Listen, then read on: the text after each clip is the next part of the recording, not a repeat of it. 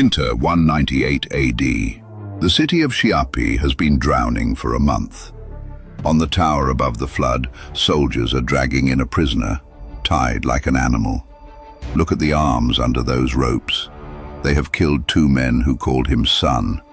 The men who tied them are his own officers. They waited until he fell asleep. Waiting upstairs, the 2 most dangerous men in China. One of them he robbed, the other he nearly killed. His name is Liu Bei, and there is mud in his hair. At Hulao Gate, a coalition of warlords fed him their champions one at a time. He went through them like a man cutting vegetables. And now the strongest man in the empire opens his mouth and begs. How does that man end up here, on his knees, sold by his own men? The answer starts 9 years earlier and 500 miles to the north. Bing province, the empire's northern edge, raided by the Xianbei year after year after year. The records remember Liu Bei for exactly 2 things: horse and bow, and strength beyond other men. They called him the Flying General. His commander was Ding Yuan, master of the Bing province army, frontier-born himself. Poor, hard, first into every fight. Ding Yuan did more than promote his best soldier. He made him a sworn son, a blood oath of loyalty until death, chosen freely. And the army that came with that oath was one of the sharpest weapons the empire owned. Then, in 189, the emperor died, and every armed man in China turned to look at the capital. Ding Yuan marched the frontier cavalry south into a palace bloodbath. So did a warlord from the west. His name was Dong Zhuo. He wanted the government, with an army of barely 3,000. The real army in that city belonged to Ding Yuan, who despised him. Between Dong Zhuo and that army stood exactly one man, the sworn son with the halberd. So Dong Zhuo skipped the battlefield. He sent an old friend of Liu Bei's into the camp at night with one gift: red hair. The finest warhorse alive, 300 miles in a day, over rivers and cliffs like flat road. Liu Bei looked at that horse the way other men look at a throne, which was the entire point of the horse. Over the wine, his old friend began to talk about how little Ding Yuan had ever really given him. Then came the line that has ended 1,000 loyalties in Chinese history: a good bird chooses its tree. Only then did the real price come out of the boxes. 80 pounds of gold, dozens of pearls, a jade belt, all of it from Dong Zhuo. The horse opened the door, the words did the rest. Killing Ding Yuan was Liu Bei's own idea. Second watch of the night. Ding Yuan was reading by candlelight when his son walked in with a blade. "My son, what brings you here?" "I am a grown man in my own right. Why would I be your son?" One stroke. The next day, Ding Yuan's head was lying at Dong Zhuo's feet. Dong Zhuo bowed to him first, then flattered him, then took him as a sworn son, the second one that year. The book of the later Han closes it in 8 characters. He lured Liu Bei to kill Yuan and swallowed his army. Not a father for a horse. A father for a horse, a fortune, and a better employer. But history only remembered the horse. With the frontier cavalry under him, Dong Zhuo owned the capital. He deposed one emperor and crowned another, just to prove he could. The East answered. A grand coalition of 18 regional warlords marched on him, camps stretching 60 miles. In that coalition, Cao Cao, Yuan Shao, and 3 sworn brothers nobody had heard of yet: Liu Bei, Guan Yu, and Zhang Fei. At the first pass, Guan Yu took the head of Dong Zhuo's champion before his wine went cold. That story we've told. The coalition pushed west and hit a harder gate, Hulao Gate, 15 miles from Luoyang, the last wall before the capital. Dong Zhuo parked 150,000 men behind it, and in front of it, Outside the walls, his new son, with 30,000. When the first coalition army arrived, the gates opened, not for a defense, for an entrance. The novel stops the war just to dress him, a triple-forked crown of purple gold, a crimson war robe sewn with 100 flowers, beast-head armor swallowing his shoulders, the crescent halberd, and beneath him, red hair. Then the novel repeats a saying that had followed him for years. Among men, Lu Bu.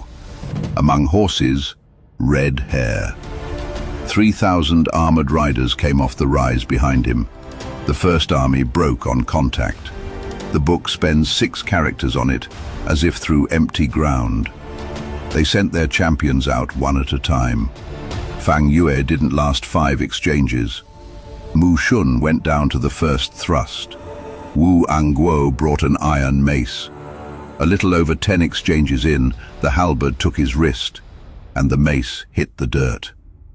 8 warlords stood on the hill, watching their champions ride out one at a time, and stop coming back. 18 centuries later, video games would hand players one rule at this exact gate: do not pursue Lu Bu. These men took the original exam. Then a warlord lost patience and rode in himself. Gongsun Zan, the white horse general of the north. A few exchanges, he turned and ran. You do not outrun red hair. The halberd came up toward his spine, and a voice like a landslide split the field. Slave of 3 surnames, Zhang Fei of Yan is here. In China, your surname is your ancestors, your family, your entire moral standing. Lu Bu had 3, born a Lu, sworn to a Ding and sold him, sworn to a Dong, so far. It stuck to him for 18 centuries. Snake spear against crescent halberd, 50 exchanges, not one clean hit either way. Then Guan Yu moved. 108 pounds of blade swung in, and it became 2 on 1. 30 more exchanges. 2 men later ranked at the very top of Chinese martial legend, both on one target. The target did not fall. So the eldest brother, Liu Bei, drew his twin swords and rode in as well. 3 on 1. They locked him in a hurricane of steel. 8 armies just stood there and watched. Lu Bu faked a thrust at Liu Bei's face. The circle flinched half a step, and he smashed through the gap and rode for the gate, halberd trailing in the dust. Freeze it there. 2 of the greatest warriors who ever lived could not put him down. It took a 3rd man just to make him leave. This is the fight that made Lu Bu the benchmark. Everyone else in the book gets measured against the man who survived that circle. But one halberd does not hold a gate. Dongzhuo burned Luoyang and dragged the court west. That fire has its own episode. Chang'an, 192 AD. Dongzhuo now ruled through pure terror, from a fortress stocked with 30 years of grain. And wherever he went, one shadow went with him, the deadliest bodyguard alive. In that court stood an old man who smiled at Dongzhuo every morning and planned his death every night. Wang Yun was the Situ, one of the 3 highest ministers in the empire. He had watched loyal men die screaming.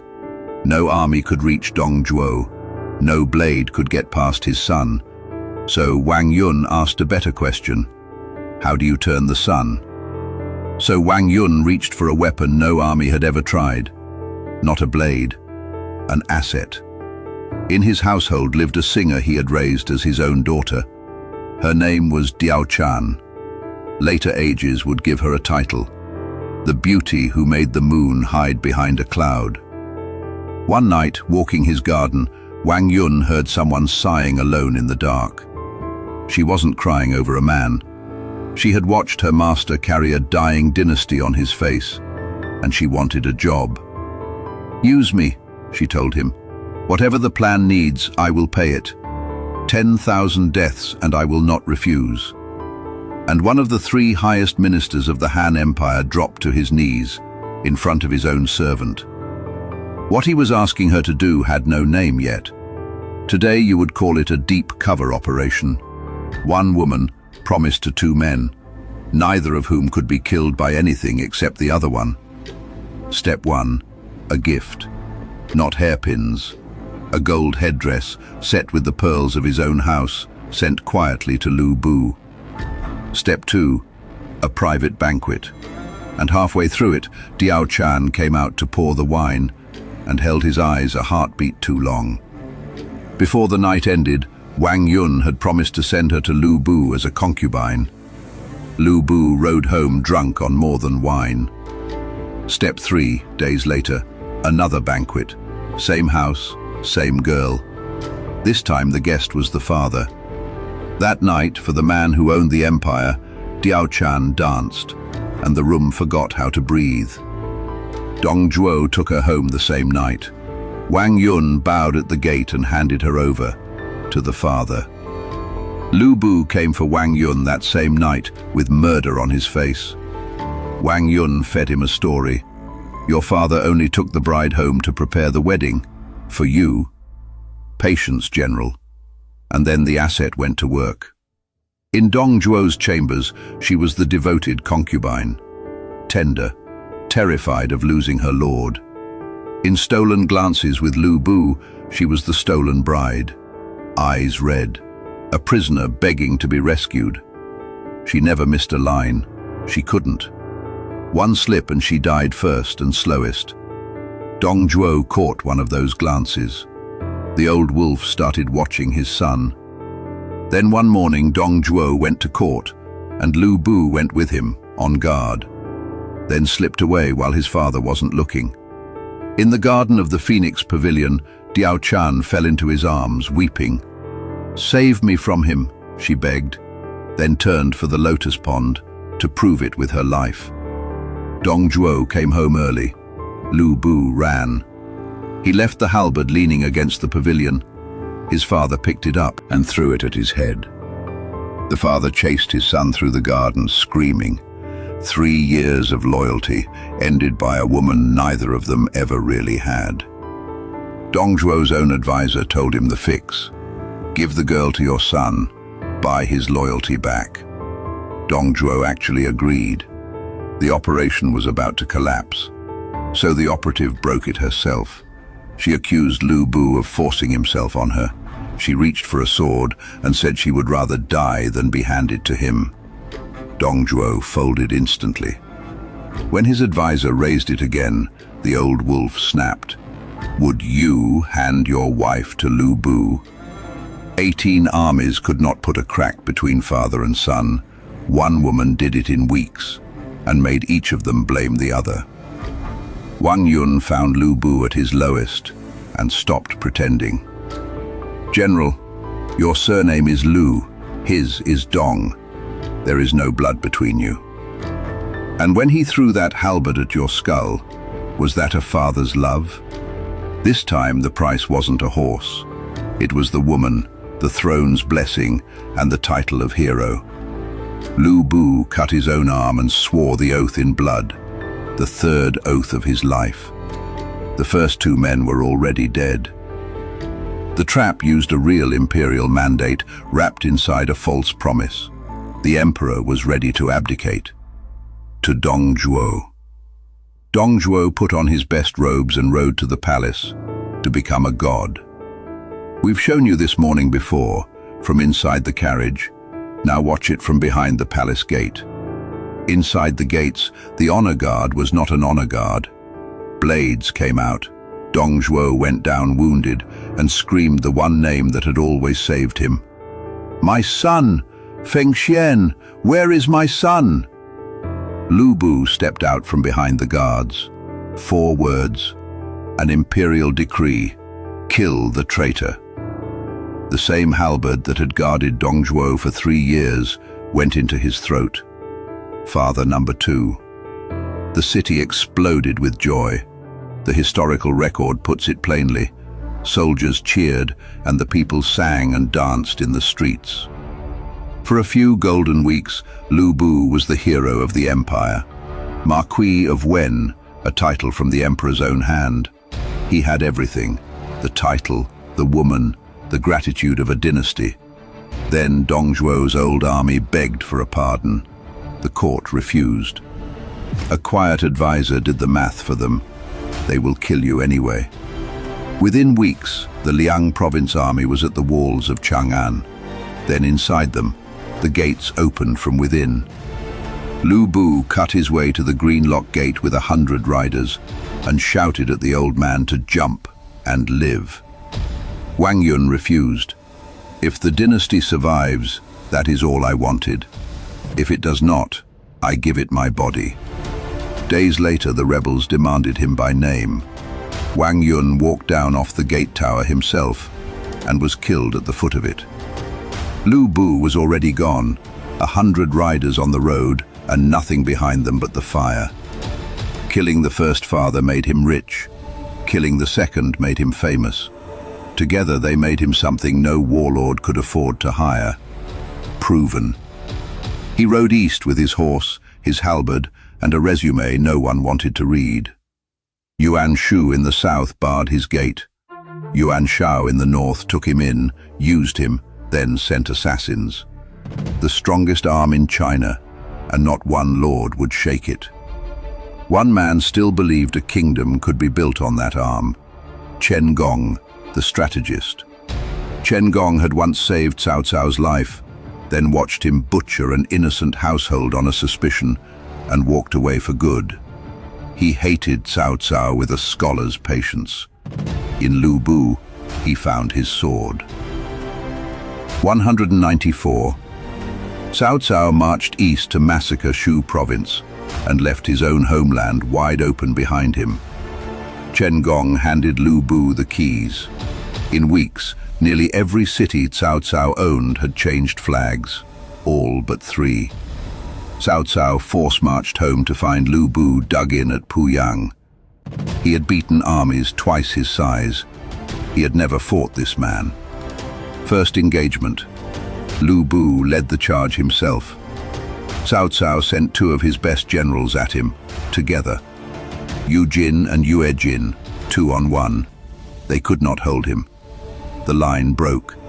Cao Cao's army came apart in the field and ran north. That night, Cao Cao tried again, a raid on Liu Bei's western camp. It worked for about an hour. Then his vanguard commander arrived, Gao Shun, the assault specialist. 700 men in flawless armor, spoken of as 1,000. They were called the formation breakers. Every attack broke whatever it touched. Then Liu Bei himself came back. Cao Cao ran a second time that day and got out only because his giant bodyguard cut him a road. And this is where the actual historical record gets harsher than the novel. Cao Cao's own biography says Liu Bei opened with cavalry, aimed at the Xuzhou brigades. Ex-rebel conscripts, the weakest weld in the line. Liu Bei struck first with cavalry. The Xuzhou troops broke. The formation collapsed.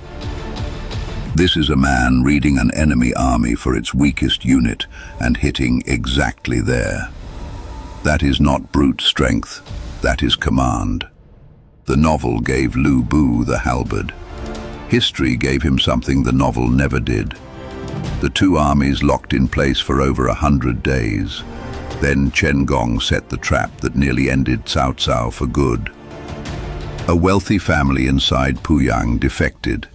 Their letter promised an empty city and a white banner over the gate. Righteousness. Cao Cao led the night assault through that gate himself. It shut behind him. Then the city lit up like a furnace. A burning beam came down on his horse. He shoved it off with his bare hands and burned his arm, his beard, his hair. In the smoke, a rider caught him and wrapped his helmet with a halberd. Liu Bei himself, shouting into a soot-black face, "Where is Cao Cao?" Cao Cao pointed ahead. "The one on the yellow horse, that's him." Liu Bei spurred red hair after the yellow horse. The real Cao Cao turned the other way and rode straight through the fire. The deadliest man in China had history by the collar that night, and let go. Then the sky changed sides, locusts, famine. Cao Cao took back every city. By 195, Liu Bei had lost it all and rode east again. The man who opened his door was Liu Bei, the same Liu Bei from Hulao Gate, now master of Shu province. Then Zhang Fei got drunk and flogged one of Liu Bei's own officers. That officer, Cao Cao, wrote a letter to Liu Bei. Fourth watch. Liu Bei came with 500 riders. Cao Cao opened the gate for him from the inside. The man who had sheltered him came home to locked gates and had to ask his own guest for somewhere to live. Then Yuan Shu sent an army to erase Liu Bei for good, and Liu Bei did the strangest thing of his strange life. He invited both armies to dinner. Two generals who wanted each other dead, seated at one table watching their host drink. Then he had his halberd planted outside the camp gate, 220 yards out, better than 2 football fields. One arrow. Hit the small branch and both sides go home. Miss, and you fight it out. Refuse my ruling and you answer to me. One arrow. Dead center on the side blade, 220 yards.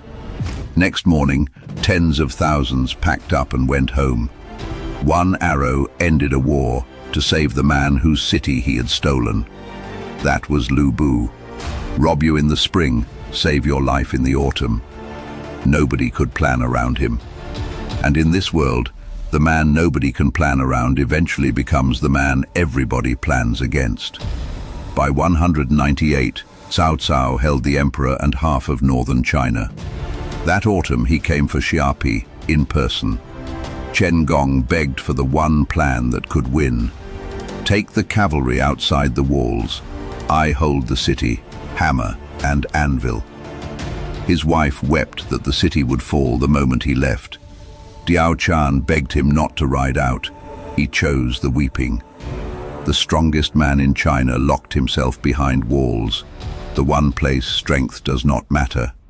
Cao Cao answered with 2 rivers. His engineers broke the dikes and poured them into the city. Xiapi became an island, and the island began to rot. Inside, Liu Bei drank. Then one morning he looked in a mirror and saw what the drinking had done to his own face. So he banned wine, all of it. In a starving, drowning city, anyone caught drinking would be executed. Then his officer Ho Cheng chased down 15 stolen war horses and brewed wine to celebrate, carrying the first 5 jars to Liu Bei. Liu Bei ordered him beheaded. The other officers begged, 100 strokes of the rod. They begged again, 50. That same night, Ho Cheng stole the one thing Liu Bei truly loved, red hair, and gave it to Cao Cao. His comrades Song Xian and Wei Su stayed behind. They had something bigger to deliver. They fought from dawn until noon. Then Liu Bei sat down on the White Gate Tower to rest and fell asleep. Song Xian took the halberd first, lifted it quietly out of reach. Then the ropes came out. He woke up tied like livestock, looking into the faces of officers he had led for years. Wei Su threw the halberd down from the tower as a signal and opened the gates. Cao Cao's army walked in. This is where you came in. Cao Cao in the judge's seat. Beside him, the man Liu Bei robbed, then saved, then robbed again. The ropes bit, and the deadliest man alive opened with, "Too tight. Loosen them, just a little." Cao Cao without looking up. You don't tie a tiger loosely. They brought the next prisoner up first. Gao Shun, the man who never drank, never took a gift, never lost an assault. Cao Cao asked him if he had anything to say. Gao Shun said nothing at all. He was executed without ever opening his mouth. Then Chen Gong. Cao Cao did not want this one dead. What about your mother, your wife and children? Chen Gong gave him no opening. A wise ruler does not harm a man's family. Then 4 words. Take me out and kill me. Cao Cao followed him to the stairs, in tears. He supported Chen Gong's mother and family for the rest of their lives. Lu Bu had watched all of it. When Cao Cao came back, he turned to Liu Bei first and asked the guest to speak for him. Then he made his pitch to Cao Cao. And here is the uncomfortable part. It was a good pitch. What you feared was me. I have submitted. You command as the great general. Let me serve beneath you. Cao Cao paused, because it was true. The best cavalry commander alive, kneeling, housebroken. He turned to Liu Bei. What do you think? Liu Bei, softly. Have you forgotten what happened to Ding Yuan and to Dong Zhuo? Two names. That was the whole execution. Lu Bu spun on him, screaming, "That is the man you can never trust." As they dragged him down, he twisted back one last time. "Big ears! Have you forgotten the arrow at the camp gate?" He had saved Liu Bei's life with an arrow. Liu Bei repaid him with a sentence. They strangled him at the foot of the tower, then took the head. No reliable record tells us how old he was. One prisoner was left, and he was not asking for anything. Zhang Liao looked Cao Cao in the eye and spat. "A pity the fire that night wasn't big enough to burn you." Guan Yu knew this man, and had just watched him choose death rather than disown a master who was already dead. Cao Cao drew his sword. Liu Bei caught his arm, and Guan Yu knelt, offering his own life as surety for the prisoners. Zhang Liao lived. 17 years later, he took 800 men into an army of 100,000 and nearly caught Sun Quan himself. One tower, one afternoon, 3 men. The silent one died without a word. The defiant one became a legend. The strongest one died begging. And Diaochan? After Xiapi, the novel simply lets her disappear. The deadliest weapon of the age walks off the page, mid-sentence. Red hair got a new rider, Guan Yu. The horse, at least, kept trading up. That story we've told. No champion ever beat Lu Bu cleanly, one-on-one. Not Zhang Fei, not Guan Yu, not any man sent against him. But this story was never really about strength. He could command horses. He could command armies. He could read a battlefield. He could never command trust. So in the end, no warrior defeated him. His own officers sold him. They didn't invent the move. He taught it to them. Welcome to the Dragon Files. Subscribe for more.